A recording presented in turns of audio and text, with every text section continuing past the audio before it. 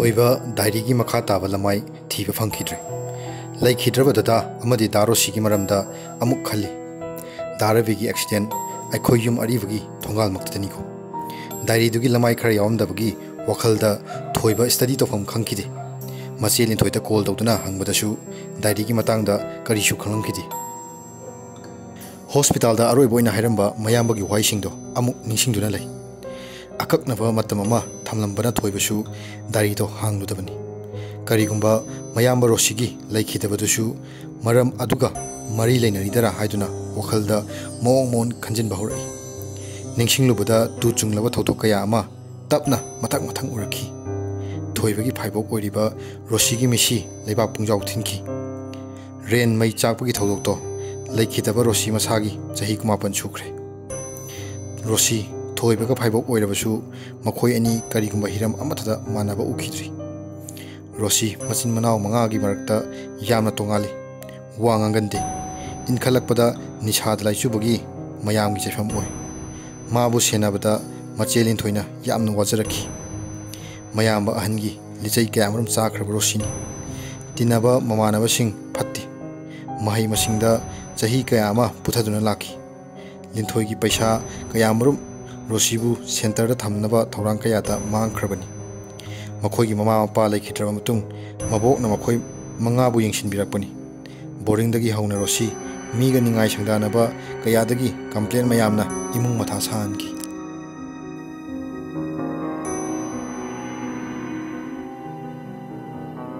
नुमित्तो थोइबना college की hostel दा लैरिबा मतम लिंथोइना चाखुमदा एनसांग सेमनिंगै अहोबा निंगतोंदा लिंथोइगी सेल फोन खिंगलखी वखल अमदा मंगदुना लैरिंगै लिंथोइ फोन लाकपदा खंगलदुना फोन पाखतखी फोन दा हैरकलिबा पावदु ताबदा लिंथोइ प्रप फिरो लोसिनलगा रेन यौनबा मागी मपुरोइबगा लोइनेना गाड़ी थौरखी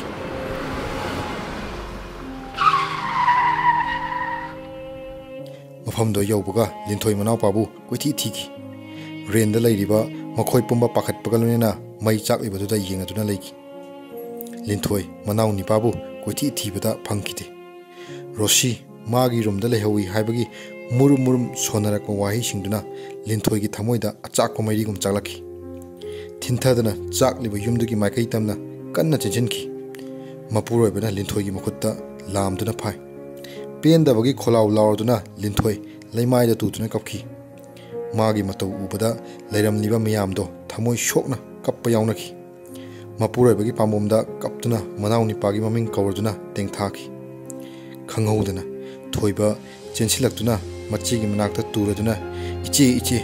हाइना पाखतपगलुनेना कवरई लिंथोइगी मिडियंग अदु मयेक सेंगना उरदुना थोइबा उपाय लेत्रबा मगुम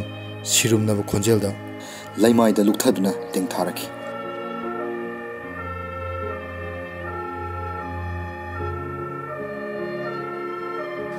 फायर ब्रिगेड चंगलपगी मखोल अदुगा पानना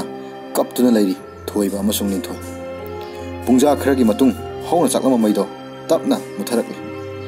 लेकाय कुमाई ओइना यंगनरिबा मयामदो उबदा थोइबा अमदि लिंथोइगी माइथोंदा तारिबा अवाबगी ममीदो कनागी फुंदसु तारम ऑफिसर अनिना मैना चाकथेख्रबा रोसीगी हक्चांगदो उबदा लिंथोइ मफम अदुदा ज्ञान मांगदुना वाथकी थोइबगी वखलदा मतम पुंबदा चुदुना लेहौरगदबा मिकुप अदो महाकी मयाम रोसीगी मैना चाख्रबा सखम अदुदन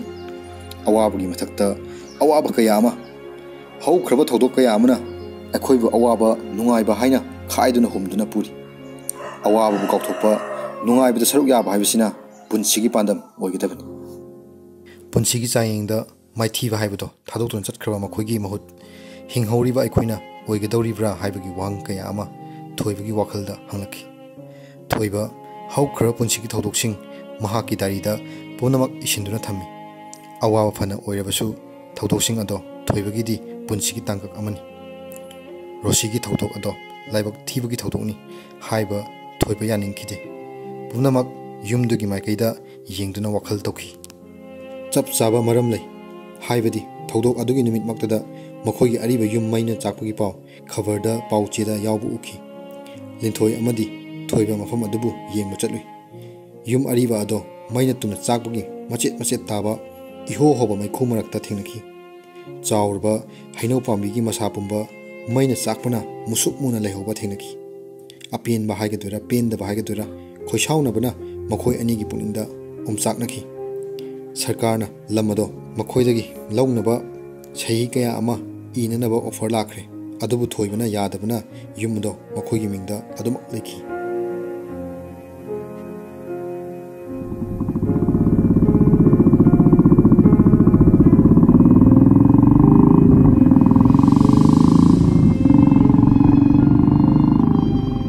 नोंमा थोइबे महाकी गाड़ी मचादा मफमदु तमना थौरखि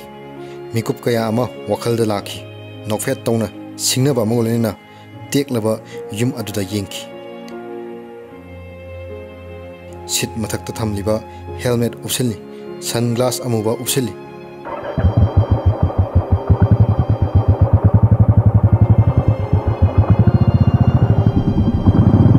हौरबा बुलेट की मखोलना इफुल काबा मखै मफमदुदा ओंदुना मखा पांगना यांगना थौखि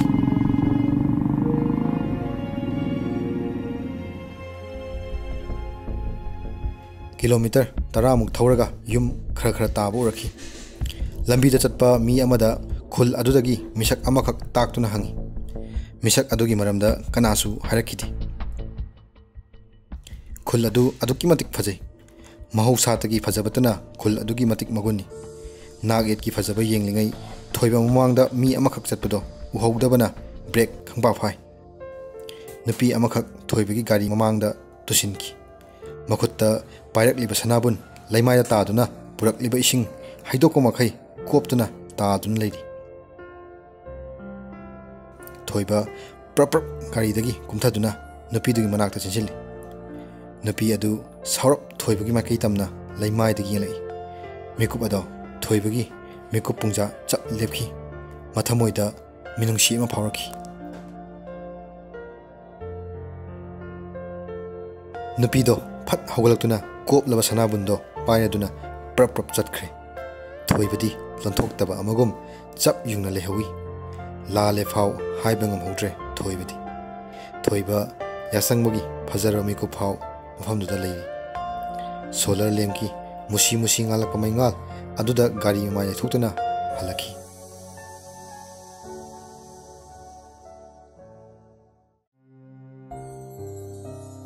thoiba university gi satra ayambana respect to ojani saireng wareng kayamarum ama ikhre mahaki warida paranormal gi wari tangkak mahaki satrana pamna panaki week amada nongmogi matam kaithokuna kholladu toina unaki महाका सागोना दुना लैरिबा वारी पंबा मफमदुगा मरी लेने हाइबना मागी अरुप थाजबनी नोंमा खुल्लदुगी दुकान मचा अमदा लैरिंगै महाका थेंगनखिबि नुपीदो दुकान तमना चंगलकपदो थोइबा इकायरप लैथोक्तुना लै नुपीदो कुचु ngoi वांग चावी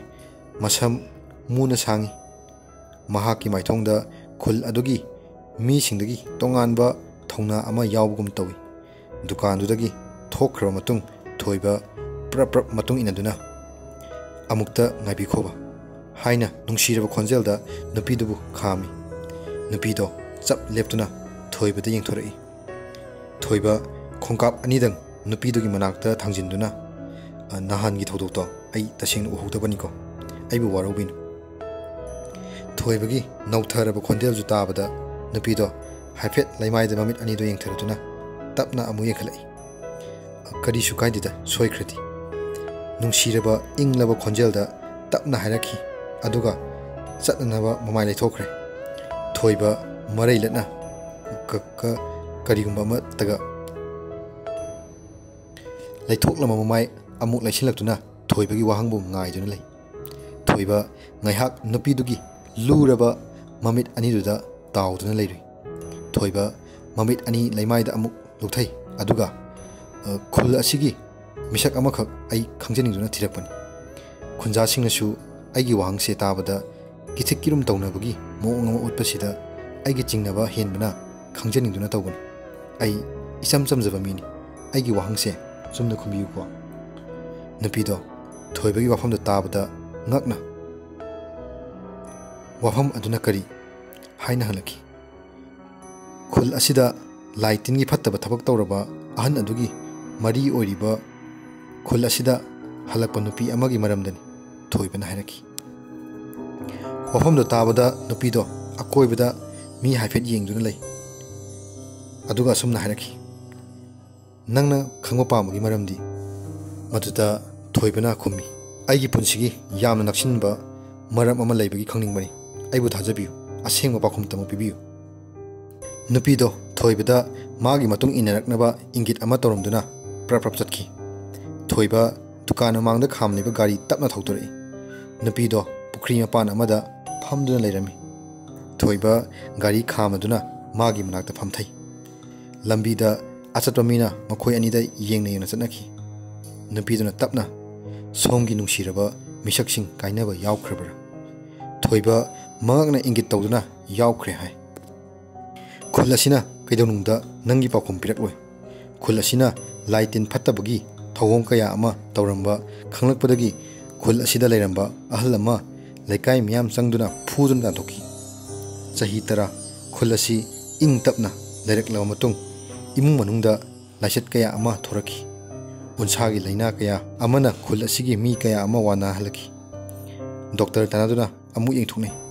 अदुबु लाइरबा इमुंग कया अमदी लाइसत असिना लैखिदबा यावख्रे नुंदांग अथेंगबदा खुल असिदा अकी अखंग थोपगी थौदोक कया अमा थोरकी था अमगी मतुंग नुपी अमा खुल असिदा लाखी मयामना हाइनरकपा लैरंबा अहल अदुगी ई मरीनेसु हाइनकी लाइसत कयागी लायेंगबा ngame हाइबगी मयामना महाकपु खुल असिदा चंगजफम पिखी अहानबदा महाक अहन अदुगी इनी हाइबा खंगनखिदे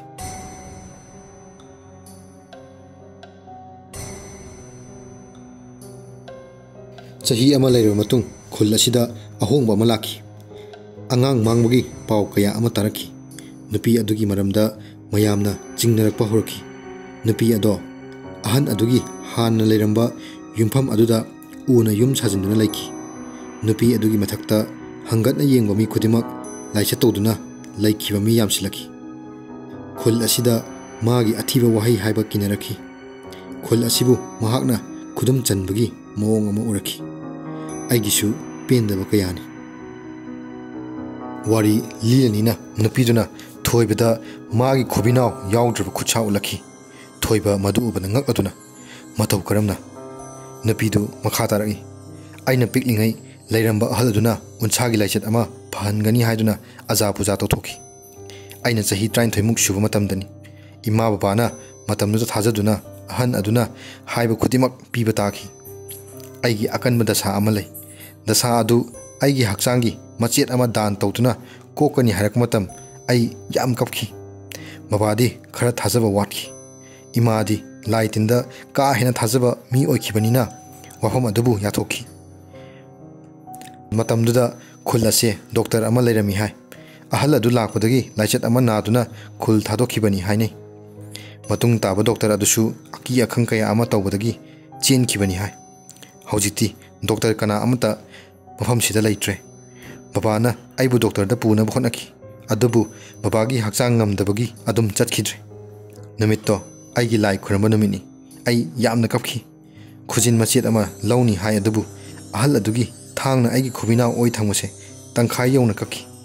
आई कन्ना अनाब खांगो मखै कपखी इमा बाबादो मसा सोंथब मखै करिसु तौब ngamखिदे अहल अदो खुल असिदा असियुम थबक कया अमा चथरखी अहन नुपी अदुदा nganglba चैरुबा मयामगी युमदा अथेंगबा अहिंगदा अकी अखंग तोयना थोरकपदगी मयामना किनाबे हेलखी लैकाय मियाम हौदुना वा तानरा मतुंग हनुबी अदो फुदुना खुल असिदगी तांथोखी चलमदायदा हनुबी अदुना तुंग ओना अकनबा खोलाव अमदा करिनो खंगदबा मरोल अमदा हौना सोलमखी नुंग थाबा याव चैना कनबा याव अहन अदो अदुम चेनखरे खुल अदुदा मयाम इंगना अमुक पानबा होरखी खुल अदुगी अकीबा कया अमा मांगखी आई हौजिक फावबा हनुबी अदो निसिंगली उनसा खुइरबसु अहल अदो मसा फै चैसु अमुबा अमगा चप तिंगना चटली मसिंदा मतम पुम्बदा मुरुम मुरुम सोंदुना तलै चही 10 गी मतुंग खुल असिदा लाइचत अमा लाखी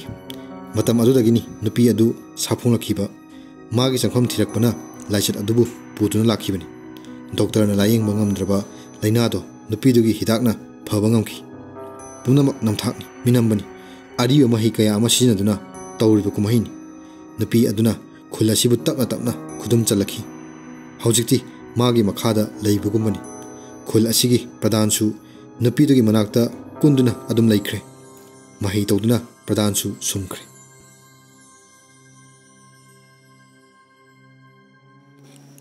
थोइबा मंगलदुना तुमिन तारी नुपीदुना तपना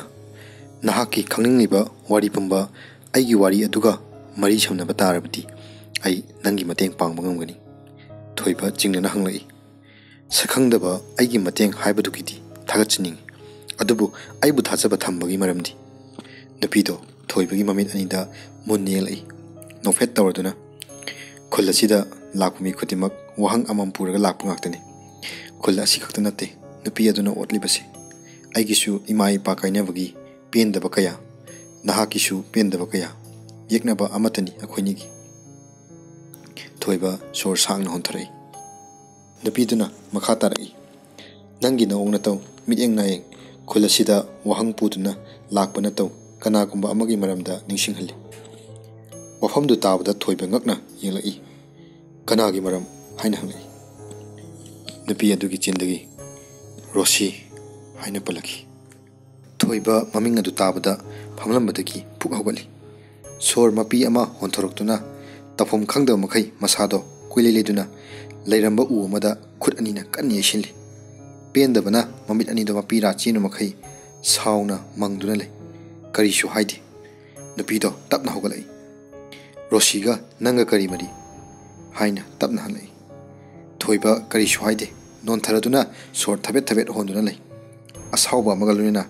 नुपीदुगी लेफम हौजिमक्ताउ हाइना हलखी नुपीदो ngaiak ungduna thoibagi asawa du yengduna lei ngaiak leiraga thoibada नुपीदुगी लेफम तालखी थोइबा थुना यागना गाड़ी थौदुना ताकलिबा मफमदु यौनबा कन्ना थौरखी हौरबा गाड़ीगी मखोलदुना मफमदु पुंगनिनली युमदो खुलदुगी अरोइबा मताइदा नाइतोम लei उवा अयाम्बा इकंकंगी पिकलबा उगी युम अमा मयाइदुदा लei गेटसु याउदे सुमांग मचादुदा गाड़ी मचा अमा खामी थोइबना साउना लेप्तुना लेरिङै थोंग अमा हंदोरपगी मखोल तारई ममांग थोंग अदुदगी नुपी अमा तपना थोरखी मसम सांगी फनेक अमुबा अमा सेली फुरित अंगांगबा अमा लिली मसा नाली अदुबु मसक्ति फजते नोकमी नोमी तौदुना थोइबगी माइकै तमना येंगलगा कना हंबिगदबनो हाइना हंगलै थोइबगी असाउबा हंदे नुपीदो तपना थोइबा तमना चंगसिलई मखोंगदा चप्पल अमता तोंगदे थोइबा नुपीदुना चंगसिलक मतम मसा पुंबा फाजिनखिबगी मोंग अमगुम करिसु लेंबा यारमदे थोइबा वांगांगे तवसु मसिनदगी वही अमता थोकपा ngamkhide नुपीदु तपना थोइबगी अकोइबदा चतुना लै नोफेट तवरदुना नंग लाकनी हाइबा आई खंगी नंगी वहांसिंगी पाखुम आई पीगनी अदुबु नंगना एंगोंदा लमन खुमगनी हाइबदुदी नतिक नति नहाक युमदुगी मिसक अमा ओइबना आइना नंगबुसु लेमा थागनी खल्लुगनु तपना तपना आइना नखोइबु खुदुम चनगनी आइगिसु आइगी इमुंग मनुंग काइनरम लै खनब्रा आइना हिंगलियो पुंसि महिंग मियामना आइबु हंथना येंगबा इसुम इमानबसिंगना आइबु इंथोकबिबा पिकलिंगै मतमदगी आइबु मयामना ताथि तवoi तौबिबा हम नखोइनदि करी खंगरनी हौजिक्ति आइगी थक्ता हंगना येंगबा ngamgadabana kana आइगी फमदा उसित्तबा थवोइदबा कना अमता लेम थारोय नंगी नयामसु युमदुगी मरमदा आइगी फमदा संगदुना तुमना मांगनबा पांबै हंगबा लाखिबा हम हौजिक्ति करी थोले थवाई मांगबा नतना नंगबुसु नचीबुसु आइना लेम थागनी खनब्रा नंगसिना नंगना चंगजरकलबा नखोंग थोंगना आइगी फमदा करीबनबा मियेंग कया अदुदा थोइबा असावबना मबुक थिलमी अदुबु मसापंबा सिथगिबना करीसु तौबा ngamkhite नुपीदुना चतअंबदगी तपना सुमांगदा थारिया बेंच मथक्ता फमथरई जुरुप अमा चखतुना खोंग कारण चतुना उसित्तबगी मोंगदा थोइबदा येंगदुना मखा तारई फैमिली लेतबगी अवाबा खंगलमगनी नंगसु आइगिदी निंगसिंगिनबा कनासु लेते युम अदुगा सागोनना लेरिबा पुंबा आइना तुमना मांगहनबा आइगी पांदम आइगी इमा हाइबु मेकुप खरदंग ꯑꯩꯒ ꯂꯣꯏꯅꯕ ꯐꯪꯖꯍꯧꯕ ꯃꯗꯨꯁꯨ ꯑꯔꯣꯏꯕ ꯌꯥꯍꯩꯞ ꯇꯥꯔꯝꯗꯥꯏ ꯑꯅꯥꯕꯒꯤ ꯐꯃꯨꯡꯗ ꯑꯩꯒ ꯑꯍꯥꯟꯕ ꯊꯦꯡꯅꯖꯈꯤꯕ ꯃꯤꯀꯨꯞ ꯑꯗꯨꯗ ꯑꯩꯅ ꯏꯃꯥ ꯎꯕꯒꯤ ꯅꯨꯡꯉꯥꯏꯒꯗ꯭ꯔꯥ ꯇꯦꯜꯂ ꯃꯇꯝ ꯈꯔꯗꯨꯒꯤ ꯅꯤꯡꯉꯝꯂꯣꯏꯗ꯭ꯔꯥ ꯑꯩꯒꯤ ꯊꯃꯣꯏꯗ ꯄꯦꯟꯗ꯭ꯔꯕ ꯀꯌꯥ ꯑꯃ ꯂꯣꯏꯅꯗꯨꯅ ꯂꯥꯛꯈꯤ ꯄꯤꯛꯂꯤꯉꯩꯗꯒꯤ ꯍꯧꯅ ꯀꯅꯥ ꯂꯩꯖꯗ꯭ꯔꯕ ꯃꯌꯥꯝꯒꯤ ꯃꯔꯛꯇ ꯆꯥꯎꯔꯛꯈꯤ ꯑꯩꯒꯤ ꯏꯄꯥꯁꯨ ꯑꯩ ꯃꯁꯛ ꯎꯈꯤꯗ꯭ꯔꯤ ꯎꯒꯅꯤ ꯍꯥꯏꯅꯁꯨ ꯊꯥꯖꯈꯤꯗꯦ ꯏꯃꯥꯅꯁꯨ ꯕꯕꯥꯒꯤ ꯃꯔꯝꯗ ꯀꯔꯤꯒꯨꯝꯕ ꯋꯥꯍꯩ ꯑꯃꯠꯇ ꯍꯥꯏꯌꯨ ꯌꯥꯈꯤꯗꯦ ꯑꯩꯒꯤ ꯏꯃꯥꯅ ꯃꯍꯥꯛꯀꯤ ꯑꯔꯣꯏꯕ ꯌꯥꯍꯤꯞ ꯇꯥꯈꯤꯕ ꯐꯃꯨꯡꯗ ꯂꯤꯔꯝꯕ ꯋꯥꯔꯤ ꯌꯨꯝꯗꯨꯒꯤ ꯃꯔꯝꯗ ꯑꯩꯒꯤ ꯏꯃꯥ ꯄꯣꯛꯂꯤꯕ ꯄꯨꯄꯨꯅ ꯄꯤꯛꯂꯤꯉꯩꯗꯒꯤ ꯌꯨꯝ ꯑꯗꯨꯒꯤ ꯁꯦꯕꯥ ꯇꯧꯗꯨꯅ ꯃꯇꯝ ꯀꯌꯥ ꯑꯃ ꯂꯩꯔꯛꯈꯤ ꯄꯩꯁꯥ ꯄꯥꯏꯔꯕ ꯌꯨꯝꯕꯨ ꯑꯗꯨꯒꯤ ꯏꯃꯨꯡ ꯅꯣꯡꯃ ꯑꯦꯛꯁꯤꯗꯦꯟ ꯑꯃꯗ ꯄꯨꯟꯅ ꯂꯩꯈꯤꯗꯦ ꯌꯨꯝ ꯑꯗꯨꯒꯤꯅꯤ ꯍꯥꯏꯕꯗ ꯀꯅꯥꯁꯨ ꯃꯔꯤ ꯃꯇꯥ ꯑꯃꯠꯇ ꯌꯨꯝꯗꯨꯗ ꯆꯍꯤ ꯑꯃꯃꯨꯛ ꯎꯠꯂꯛꯈꯤꯗ꯭ꯔꯕꯗ ꯑꯩꯒꯤ ꯆꯍꯤ 15ꯗ ꯉꯥꯏꯔꯤꯕ ꯄꯨꯄꯨꯅ ꯌꯨꯝ ꯑꯗꯨꯗ ꯍꯣꯡꯖꯤꯟꯗꯨꯅ ꯂꯩꯈꯤ ꯌꯨꯝ ꯑꯗꯨꯒꯤꯅꯤ ꯍꯥꯏꯕꯗ ꯀꯅꯥꯁꯨ ꯂꯥꯛꯇ꯭ꯔꯕ ꯃꯇꯝ ꯌꯨꯝ ꯑꯗꯨꯕꯨ ꯀꯣꯔꯠꯀꯤ ꯆꯦꯊꯥꯡꯗ ꯃꯈꯣꯏꯗ ꯑꯣꯟꯁꯤꯟꯅꯕ ꯍꯣꯠꯅꯈꯤ ꯃꯇꯝ ꯈꯔ ꯆꯪꯅ ꯌꯨꯝ ꯑꯗꯨꯕꯨ ꯑꯩꯒꯤ ꯄꯨꯄꯨꯒꯤ ꯃꯃꯤꯡꯗ ꯑꯣꯟꯁꯤꯟꯕ ꯉꯝꯈꯤ ꯆꯍꯤ 35ꯗ ꯑꯩꯒꯤ ꯄꯨꯄꯨ ꯌꯨꯝꯕꯥꯟꯕꯒꯤ ꯂꯝꯗ ꯈꯣꯡꯗꯥꯈꯤ ꯑꯩꯒꯤ ꯕꯣꯕꯣꯛ ꯑꯣꯏꯔꯤꯕꯤ ꯅꯨꯄꯤꯗꯣ ꯃꯍꯩ ꯈꯔ ꯍꯩꯕꯒꯤ ꯃꯌꯥꯝꯅ ꯏꯟꯊꯣꯛꯇꯨꯅ ꯊꯝꯕꯤ ꯅꯨꯄꯤꯅꯦꯁꯨ ꯍꯥꯏ ꯃꯤꯑꯣꯏꯕ ꯑꯩꯈꯣꯏꯒꯤ ꯃꯔꯛꯇ ꯃꯤꯅꯨꯡꯁꯤ ꯍꯥꯏꯕꯗꯣ ꯀꯔꯤꯁꯨ ꯂꯩꯇ꯭ꯔꯕ꯭ꯔꯥ ꯍꯥꯏꯅ ꯈꯜꯂꯤ ꯅꯣꯡꯃ ꯌꯨꯝꯗꯨꯗ ꯅꯨꯄꯥ ꯑꯃ ꯂꯥꯛꯈꯤ ꯌꯨꯝꯗꯨꯕꯨ ꯃꯥꯒꯤꯅꯤ ꯍꯥꯏꯗꯨꯅ ꯆꯞ ꯌꯨꯡꯅ ꯂꯦꯞꯈꯤ ꯌꯨꯝꯗꯨꯒꯤ ꯑꯃꯠꯇ ꯉꯥꯏꯔꯕ ꯃꯄꯨꯅꯤ ꯍꯥꯏꯗꯨꯅ ꯂꯦꯞꯂꯔꯕꯅ ꯀꯣꯔꯠꯀꯤ ꯆꯦ ꯄꯨꯝꯕ ꯀꯛꯄ ꯇꯥꯈꯤ ꯑꯩꯒꯤ ꯄꯨꯄꯨꯗꯣ ꯀꯌꯥꯗ ꯆꯣꯞꯂꯝꯒꯗꯕ ꯅꯨꯃꯤꯠꯇꯨꯗꯒꯤ ꯍꯥꯟꯅꯒꯤ ꯃꯤꯄꯥꯟ ꯇꯥꯡꯕ ꯄꯨꯟꯁꯤ ꯑꯗꯨꯗ ꯑꯃꯨꯛ ꯍꯟꯖꯤꯟꯕ ꯇꯥꯈꯤ ꯕꯣꯕꯣꯛꯅ ꯌꯨꯝꯗꯨꯒꯤ ꯊꯕꯛ ꯄꯨꯝꯕ ꯁꯨꯗꯨꯅ ꯊꯥꯒꯤ ꯁꯦꯜ ꯈꯔ ꯐꯪꯕꯗꯨꯅ ꯄꯨꯄꯨ ꯕꯣꯕꯣꯛ ꯑꯅꯤꯒꯤ ꯃꯕꯨꯛ ꯊꯥꯂꯛꯈꯤ ꯃꯇꯝ ꯈꯔ ꯂꯩꯔꯒ ꯕꯣꯕꯣꯛꯅ ꯃꯤꯔꯣꯜꯂꯛꯄ ꯃꯇꯝ ꯌꯨꯝꯕꯨꯗꯨꯒꯤ ꯃꯤꯅ ꯍꯟꯅ ꯌꯦꯡꯕꯤꯗꯕꯅ ꯄꯨꯄꯨꯒꯤ ꯑꯔꯤꯕ ꯌꯨꯝꯗ ꯑꯃꯨꯛ ꯍꯟꯕ ꯇꯥꯈꯤ ꯆꯥꯛꯂꯕ ꯊꯃꯣꯏ ꯑꯃꯒ ꯄꯨꯄꯨ ꯕꯣꯕꯣꯛ ꯑꯅꯤꯃꯛ ꯌꯨꯝꯗꯨꯕꯨ ꯊꯥꯗꯣꯛꯇꯨꯅ ꯂꯥꯛꯈꯤ ꯊꯥ ꯈꯔ ꯂꯩꯔꯒ ꯑꯩꯒꯤ ꯕꯕꯥ ꯄꯤꯛꯂꯕ ꯁꯪꯒꯨꯝꯂꯕ ꯄꯨꯄꯨꯒꯤ ꯑꯔꯤꯕ ꯌꯨꯝꯗꯨꯗ ꯄꯣꯛꯈꯤ ꯄꯨꯄꯨꯅ ꯂꯩꯇ ꯂꯥꯏꯔꯒꯤ ꯃꯤꯡꯗ ꯌꯨꯝꯕꯨꯗꯨꯗ ꯄꯩꯁꯥ ꯈꯔ ꯃꯇꯦꯡ ꯄꯥꯡꯕꯤꯅꯕ ꯀꯌꯥꯔꯛ ꯍꯥꯏꯖꯈꯤ ꯑꯗꯨꯕꯨ ꯁꯦꯜꯗꯤ ꯂꯥꯏꯔꯗꯅ ꯆꯥꯅꯕ ꯄꯣꯠꯁꯛ ꯈꯖꯤꯛꯇꯪ ꯐꯥꯎꯕ ꯄꯤꯔꯛꯈꯤꯗꯦ ꯃꯤꯅꯨꯡꯁꯤ ꯂꯩꯇ꯭ꯔꯕ ꯃꯈꯣꯏꯒꯤ ꯊꯃꯣꯏꯗꯣ ꯀꯅꯥꯅꯁꯨ ꯉꯥꯛꯄꯤꯐꯝ ꯊꯣꯛꯂꯣꯏ ꯃꯇꯝ ꯈꯔ ꯂꯩꯔꯒ ꯃꯈꯣꯏꯒꯤ ꯊꯕꯛ ꯁꯨꯅꯕ ꯃꯤ ꯑꯃ ꯊꯝꯈ꯭ꯔꯦ ꯍꯥꯏꯕ ꯄꯥꯎ ꯇꯥꯕꯗꯒꯤ ꯄꯨꯄꯨꯅ ꯌꯥꯅꯤꯡꯗꯕꯒꯤ ꯌꯨꯝꯗꯨꯗ ꯆꯠꯈꯤ ꯆꯍꯤ ꯀꯌꯥ ꯑꯃ ꯌꯨꯝꯗꯨꯒꯤ ꯊꯕꯛ ꯁꯨꯖꯗꯨꯅ ꯃꯕꯨꯛ ꯊꯥꯂꯛꯄ ꯄꯨꯄꯨꯗꯣ ꯃꯤꯇꯣꯞ ꯑꯃꯅ ꯃꯍꯨꯠ ꯁꯤꯟꯒꯅꯤ ꯍꯥꯏꯕꯒꯤ ꯄꯥꯎꯗꯨꯗ ꯊꯃꯣꯏ ꯀꯥꯏꯔꯗꯨꯅ ꯈꯠꯅꯔꯛꯈꯤ ꯅꯨꯃꯤꯠꯇꯨꯗ ꯄꯨꯄꯨꯗꯣ ꯃꯈꯣꯏ ꯃꯌꯥꯝ ꯆꯪꯗꯅ ꯐꯨꯗꯨꯅ ꯇꯥꯜꯂꯛꯈꯤ ꯍꯥꯏ ꯑꯩꯒꯤ ꯕꯕꯥꯅ ꯄꯨꯡꯀꯛ ꯆꯥꯎꯔꯛꯄ ꯃꯇꯝꯅꯤ ꯕꯣꯕꯣꯛꯀꯤ ꯄꯦꯟꯗ꯭ꯔꯕ ꯑꯆꯥꯛꯄ ꯊꯃꯣꯏꯅ ꯌꯨꯝꯗꯨꯗ ꯁꯦꯝꯖꯤꯟꯕ ꯍꯧꯈꯤ ꯅꯪꯅꯗꯤ ꯑꯩꯈꯣꯏ ꯏꯃꯨꯡꯕꯨ ꯐꯠꯇꯕꯅꯤ ꯃꯤꯑꯣꯏꯕꯒꯤ ꯊꯃꯣꯏ ꯄꯥꯟꯗꯕꯅꯤ ꯈꯜꯂꯝꯒꯅꯤ ꯀꯥꯏꯅꯕ ꯑꯋꯥꯕ ꯆꯥꯗꯕꯒꯤ ꯑꯋꯥꯕ ꯀꯌా ꯑꯃꯅ ꯃꯈꯣꯏꯒꯤ ꯄꯨꯟꯁꯤ ꯂꯦꯟꯂꯛꯈꯤꯕꯅꯤ ꯍꯥꯏꯕꯁꯤꯃꯗꯤ ꯅꯤꯡꯁꯤꯡꯉꯨ ꯂꯃꯟ ꯈꯨꯝꯕ ꯍꯥꯏꯕꯗꯨꯅ ꯕꯣꯕꯣꯛꯀꯤ ꯑꯆꯥꯛꯄ ꯊꯃꯣꯏꯗꯣ ꯏꯪꯊꯕ ꯉꯝꯈꯤ ꯊꯥ ꯈꯔ ꯂꯩꯔꯒ ꯌꯨꯝꯗꯨꯒꯤ ꯃꯤꯁꯤꯡꯗꯣ ꯆꯠꯈ꯭ꯔꯦ ꯍꯥꯏꯕꯒꯤ ꯄꯥꯎ ꯄꯤꯔꯛꯈꯤ ꯋꯥꯐꯝꯗꯨꯗ ꯑꯩꯒꯤ ꯕꯣꯕꯣꯛꯅ ꯕꯕꯥꯒ ꯂꯣꯏꯅꯅ ꯌꯨꯝꯗꯨꯗ ꯑꯃꯨꯛ ꯆꯠꯅꯅꯕ ꯄꯨꯄꯨꯗ ꯍꯥꯏꯖꯈꯤ ꯄꯨꯄꯨꯅ ꯋꯥꯐꯝꯗꯨꯗ ꯌꯥꯅꯤꯡꯈꯤꯗꯦ ꯃꯈꯣꯏ ꯄꯨꯝꯕ ꯌꯨꯝꯗꯨꯗ ꯆꯪꯂꯨꯔꯕꯗꯤ ꯄꯨꯂꯤꯁꯀꯤ ꯋꯥꯌꯦꯜ ꯆꯥꯒꯅꯤ ꯀꯤꯕꯗꯒꯤ ꯌꯨꯝꯗꯨꯗ ꯂꯩꯕ ꯐꯪꯈꯤꯗꯦ ꯃꯇꯝ ꯈꯔ ꯂꯩꯔꯕ ꯃꯇꯨꯡ ꯌꯨꯝꯗꯨꯗ ꯑꯅꯧꯕ ꯃꯤ ꯈꯔ ꯂꯥꯛꯄ ꯎꯈꯤ ꯕꯣꯕꯣꯛꯀꯤ ꯄꯦꯟꯗꯕ ꯀꯌꯥ ꯑꯃꯅ ꯑꯗꯨꯃꯛ ꯌꯨꯝꯗꯨꯕꯨ ꯄꯨꯟꯗꯨꯅꯗꯤ ꯊꯝꯈꯤ ꯊꯥ ꯈꯔ ꯂꯩꯔꯕ ꯃꯇꯨꯡ ꯊꯧꯗꯣꯛ ꯑꯃꯈꯛ ꯊꯣꯛꯈꯤ ꯌꯨꯝꯗꯨꯒꯤ ꯑꯉꯥꯡ ꯑꯃꯈꯛ ꯊꯣꯡꯅꯥꯎꯗꯒꯤ ꯇꯥꯗꯨꯅ ꯂꯩꯈꯤꯗ꯭ꯔꯦ ꯊꯧꯗꯣꯛ ꯑꯗꯨꯗꯒꯤ ꯑꯩꯒꯤ ꯄꯨꯄꯨ ꯑꯃꯗꯤ ꯕꯣꯕꯣꯛ ꯅꯨꯡꯉꯥꯏꯅꯗꯕ ꯍꯧꯔꯛꯈꯤ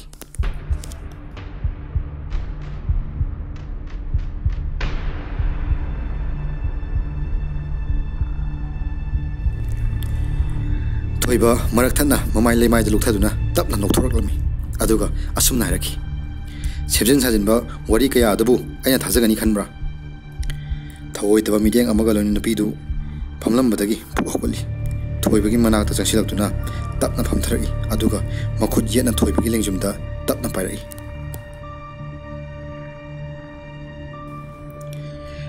ꯅꯨꯄꯤꯗꯨꯅ ꯊꯦꯡꯂꯛꯄ ꯃꯇꯝꯗ ꯀꯜꯂꯕ ꯁꯥꯐꯨ ꯑꯃꯗ ꯂꯨꯝꯂꯕ ꯄꯣꯠꯁꯛ ꯑꯃꯅ ꯅꯟꯊꯔꯛꯄꯒꯨꯝ ꯊꯣꯏꯕꯒꯤ ꯑꯣꯏ ꯊꯪꯕ ꯂꯦꯡꯖꯨꯝꯗꯣ ꯌꯥꯝ ꯀꯟꯅ ꯅꯥꯕ ꯐꯥꯎꯔꯛꯈꯤ ꯊꯣꯏꯕ ꯑꯅꯥꯕ ꯈꯥꯡꯂꯗꯨꯅ ꯀꯟꯅ ꯂꯥꯎꯕ ꯍꯧꯔꯛꯈꯤ ꯃꯀꯣꯛ ꯄꯨꯝꯕ ꯍꯨꯃꯥꯡꯇꯅ ꯆꯣꯠꯂꯗꯨꯅ ꯃꯇꯤꯟ ꯇꯥꯕ ꯃꯈꯩ ꯑꯅꯥꯕ ꯈꯥꯡꯂꯗꯨꯅ ꯂꯦꯡ ꯈꯣꯠꯄ ꯌꯥꯗꯗꯨꯅ ꯂꯩꯈꯤ ꯅꯣꯛꯐꯦꯠ ꯇꯧꯔꯗꯨꯅ ꯅꯨꯄꯤꯗꯣ ꯃꯈꯨꯠ ꯑꯃꯨꯛ ꯊꯣꯏꯕꯒꯤ ꯂꯦꯡꯖꯨꯝꯗꯒꯤ ꯂꯧꯊꯣꯛꯏ ꯊꯣꯏꯕ ꯃꯁꯥ ꯄꯨꯝꯕ ꯆꯣꯛꯊꯗꯨꯅ ꯁꯣꯔ ꯊꯕꯦꯠ ꯊꯕꯦꯠ ꯍꯣꯟꯕ ꯃꯈꯩ ꯊꯥꯖꯗꯕ ꯀꯌꯥ ꯑꯃꯒ ꯂꯣꯏꯅꯅ ꯂꯩꯃꯥꯏꯗ ꯂꯨꯞꯊꯗꯨꯅ ꯇꯥꯈꯤ ꯃꯇꯥꯡ ꯑꯗꯨꯗ ꯅꯨꯄꯤꯗꯨꯅ ꯑꯁꯨꯝꯅ ꯍꯥꯏꯔꯛꯈꯤ ꯑꯗꯨꯛ ꯁꯣꯟꯕ ꯅꯪꯅ ꯑꯩꯒꯤ ꯏꯐꯝꯗ ꯂꯃꯟ ꯁꯤꯡꯒꯅꯤ ꯈꯟꯅ ꯂꯥꯛꯂꯤꯕꯅꯤꯅꯦ ꯀꯔꯦꯝꯅꯕ ꯃꯤꯅꯣꯛ ꯑꯃꯗ ꯅꯨꯄꯤꯗꯨꯅ ꯑꯃꯨꯛ ꯃꯈꯥ ꯇꯥꯔꯛꯂꯝꯃꯤ ꯅꯆꯤꯟ ꯅꯅꯥꯎ ꯑꯅꯤꯃꯛ ꯌꯥꯝꯅꯕ ꯃꯥꯟꯅꯔꯤ ꯋꯥꯔꯤ ꯈꯣꯡꯒꯨꯜ ꯂꯤꯔꯤꯕ ꯀꯥꯏꯗꯨꯅꯤꯅꯦ ꯅꯣꯛꯄꯨ ꯅꯣꯛꯅꯤꯡꯉꯤ ꯅꯍꯥꯛꯀꯤ ꯏꯃꯨꯡ ꯀꯥꯡꯈꯣꯡ ꯆꯥꯏꯕꯒꯤ ꯑꯩꯒꯤ ꯏꯐꯝꯗ ꯂꯣꯏꯅ ꯇꯥꯏꯅꯒꯅꯤ ꯂꯥꯛꯂꯤꯕꯅꯤꯅꯦ ꯃꯗꯨꯁꯨ ꯑꯩꯒꯤ ꯌꯨꯝꯃꯛꯇꯗ ꯅꯊꯧꯅꯥꯗꯕꯨꯗꯤ ꯊꯥꯒꯠꯂꯤ ꯋꯥꯌꯦꯡꯕꯝ ꯁꯥꯒꯩꯒꯤ ꯄꯤꯕꯥ ꯑꯔꯣꯏꯕ ꯃꯐꯝꯁꯤꯗ ꯑꯩꯅ ꯊꯋꯥꯏ ꯂꯧꯒꯗꯧꯔꯕ इखोंमक्ता तुरबनिना नथ्वाई लानिबा ताबनी अैगी लमन सिंगबसु लोइरगनी नंगी थवाई लौबगा नहाकी नयाम्बा रोसी खुल असिदा अैगी खुंगुल लिबे लाकमखी थोइबा असाउबा अमगलरेना ममित खाकना ममाई नोखलकलमी मीगी मनुंग थुगाइरगा पेंथोकपा ngamba हम मियोइबा मरक्ता अदुक तोन हिंगबा पुंसी नंगिनी हाइबदा कना लेगनी अपेक्पा पुंसी अदुना कयाम कुइनी इमुंग अमगी नुसिनबगी मगुंदगी हेना कनगनी नंगी याना तोला पुंसीदुना अैगी इचिनिनाव इमा बाबागी नुंसिनबा सिमथतकनी गायना खल्लिबनिने नहाक मदुदी तसेंगना लानगनी असि हाइदुना थोइबा फोलंबदगी तपना मखोंग लेखलकी मतौदो उबदा नुपीदो मखुत ओइदो खुथेक अमद लैदुना थोइबगी मखोंग ओइदो फट लैथोई थोइबा नुपीदुगी फट्रबा कल्लबा महियदो मुक्तुना लैथोकलिबा खोंग अदो पायदुना लैसिनबा होनखी लेप्तुना अदुमक लैखी अदुगा मखा तारई अैगे मित्ता हौजिक करी उइ खंब्रा अदुङै अखोइना अंगांग ओरिङै बाबा ममा दादा चेचे इचन अखोइ मयामना पुना नोमिनखिबा नुंसिबगी लिपुन असिबु नंगी करिसु नत्रबा अरियो महै खरा सिनदुना माइथिया पिगनी खल्लिबा नंगी वाखलदो ngaktaba ngamde थोइबा मखोंग लेचेकबा अदु तपना फरई नपीदुगी माइकै तमना तपना मखोंग थांजिनबा होनै नुंसिबगी मगुनना महाकी थौना ओखि मफमदुदा लैरिबा फत्रा महैगी नुसित अदुना मसा पुंबा सोंथरमलबसु महाकना वखलदा उरिबा नुंसिबगी मकुप कया अमना लेपनबगी थौना अमा हावखि नपीदुदा नोफेट तौदुना अकीबगी सकम हंदोलदुना मखा तारई दारो सिबसु नंग हातखिबा नाइतोम तारबा मागी पुंसी अदुदा नंगना महि सिनदुना युमदुबु मै थानबा इंचिनखिबा नंगदी खंग्र माले मागिनि हाइबदा मचे मचन मनाव लैरि हाइबसे फत्रबा थमोय अदुना अदु यौना खंगबा ngamlo थोइबगी थोना लेखलकपा मतौ अदुदा नुपीदो अकीबा खरा फौरखि थोइबगी नुंसिबगी मगुन अदुबु माइथिबा पिबदि लायदना हेना सोंथरखि नुपीदो मतौ अदुदा नुपीदो लेपलंबदै महाकी थोंजिन तमना चिनिनख्रे अदुगा खाकना येंलगा थोंगसिनदुना मनुंग चंख्रे थोइबा लेपलंबदगी चोकथबना लैमाइदो खुरु कुलदुना तुरु खंगौदना मनिंगलोमदा मी अमा लाकपगी मखोल तारई थोइबा माइ लेथोक्तुना येंलाई लेप्तुना लेरमखि खुलदुदा अहान बोइना थेंनखिबा नुपी अदो मखुत्ता अचौबा बोतल अमा पाइ थोइबगी मतौदु उबदा नुपीदो कन्ना चेंसिनलाई पायरकलिबा चावरो बोतल अदो पेट्रोल मना नमलखि थोइबा फुअकोतुना पेट्रोल हापलिबा पात्रदो पाइदुना युमदुदा खाकना येंगदुना लै नुपीदुदा हाफेट येंगलमी नुपीदुना मकोक हाफेट नोमलाई थोइबा पेट्रोल कंटेनर दो तपना हांदोक्तुना युमदुगी वाल सिंगदुदा हाइबा हौरक्लमी वखलदो रई अदुङै नोकमिनखिबा पुन्ना चामिन थकमिनखिबा मचिन मनाव मसेन निङाइ तौजखिबा अकोइबा वाल सिंगदुदा प्रप पेट्रोल हेदुना असाउबा अमगलरेना युम अदुगी ममांगदा लेप्तुना लै पॉकेटतगी लाइटर अमा लौथोरई खंगौदुना थोंगदुगी येत थंगबा थोंनाव मचा अदु तपना हांदोरई थोइबा मदु येंगदे नपीदु थोंनाव मनुंगदगी थोइबा तमना मुन्ना येंगलाई थोइबा लाइटर दो ऑन तौरई लाइटर की पिकना माइ अदुदा येंगदुना लै अदुगा थोंनाव मनुंगदा लैरिबा नपीदुदा अमुक येंग नपीदो मपी रा चेली हाइफेट नोफेट तौरमी मकोकतो हाइफेट नोलमी अदुगा थोंनावदो तपना थिंजिनख्रे थोइबा सोर सांगना हुंतोरी मिद हाइफेट उसिले अदुगा लाइटर दो युमदुगी थोंजिन तमना लंगसिली अदुगा मनाकता लैरिबा नुपीदुगा खुदांग पायदुना युमदुदगी माइ लेथोक्तुना थोरखि अचाको मै अदो तपना तपना चौखलखि थोइबा अमदि नुपीदो युमदुदगी खरा लापना थोरक्तुना चाकपा हरुकलिबा युमदुदा येंगदुना लैखि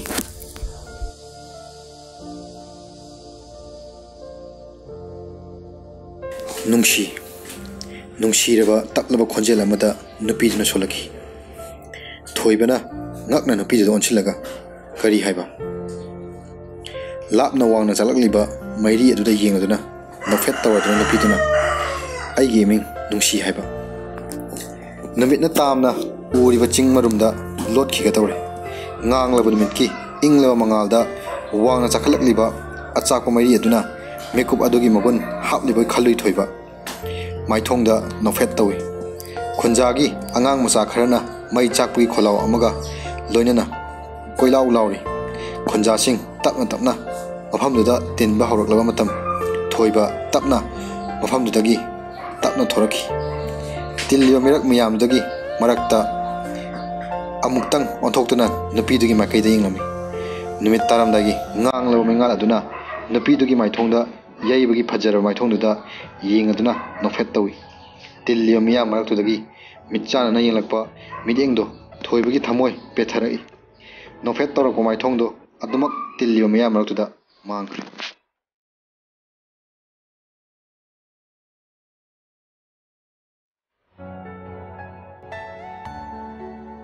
thoiba mahaki gari do start tawduna sanglaba lambi do maithongda nofet tawduna thaudarai maina chakhraba makhoi ariba yumdugi mapa yobada gari do khamduna yumlamdo onchinduna yeng gari shu okhidre kana su thorakhidre wakhalda teklaba kairaba yum amanatna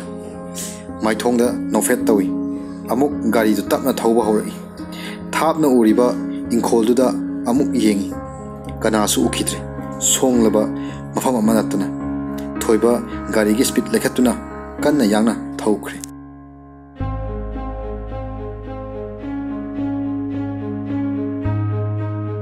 chahi ani haukhra matung ariba yumpham ado haujikti piktak tawba cheki yum macha ama naitom tana horiba upal singdugi marakta taaduna leidi yumgi gate ado chauna hangdoi thoibana nungsi amadi thoiba yumdugi mamangda leptuna yum adubu nungsi de yengali gate mamangdagi hauraba horn ama khonglai thoiba nungsi da nofet tawduna gate tamna chen thorai achobala gas amaga gate mamang aduda lepnare machan nupi atombi thoibi maithongda momon minok amaga mabung thoibida yenglai yum tamna amuk yeng mamitta mapi ira khacheli gari dagi machelin thoisu luggage amaga pairaga kumtharai machin manau plug nokminai thoibana machan nupi gi luggage tu pairaduna yum tamna changki achobu minok amada nungsina mokutta khabar amaga makhet amaga pairaduna ngaiduna lerami thoibi mabung da yengaduna ingit ama tawduna makhoi loina hauna noki